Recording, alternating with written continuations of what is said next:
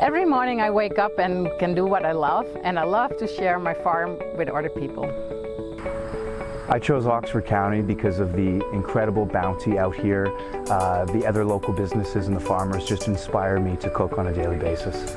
I think coffee shops bring a lot to the community, and nobody else was doing it here with the roastery aspect, so I thought it's good for the city, it's good for us as a family, and it's good for the community overall.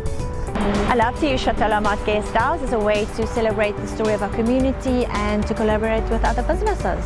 If you can imagine it, you can create it, and the sky's the limit.